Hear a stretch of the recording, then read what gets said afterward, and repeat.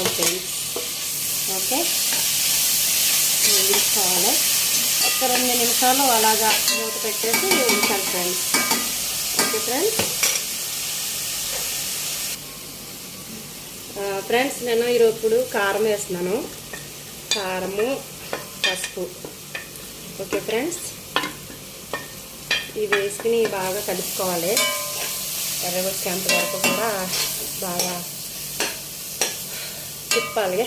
Okay friends, ఒక్క నిమిషంలో ఇది కూడా ఎర్రగా అయిపోతుంది. తర్వాత ఇది కూడా జీలకర్ర పొడి, ఎల్లుల్లిపాయ కూడా వేసుకోవాలి.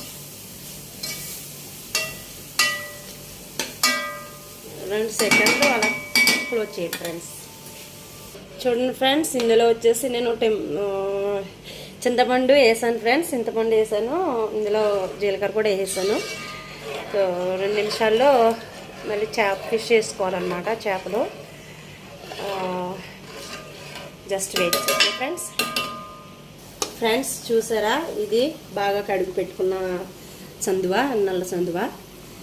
సో ఇది ఫేవరెట్ అన్నమాట. మీకు ఎవరికి ఇష్టమో కామెంట్లో కామెంట్ చేయండి. ఓకే ఫ్రెండ్స్, రండి కొయిట్కి భోంచేద్దరు కానీ. ఓకే ఫ్రెండ్స్, దీన్ని ఒక 5 మినిట్స్ బాగా ఉడకనిచ్చిన తర్వాత కొత్తిమీర వేసుకోవాలి. మీకు వీడియో కూడా పెడతా. ఓకే ఫ్రెండ్స్, మన ఇండియా చేపల కూర అంటే చాలా ఇష్టం. చేపల కూర అంటే చాలా ఇష్టం, మరి ఎంతో ఫేవరెట్గా వండుకుంటాం. మన ఇంటికల్లాగా వండాలంటే కష్టం, కానీ ఇక్కడ టైం తీసుకుని చెయ్యాలి.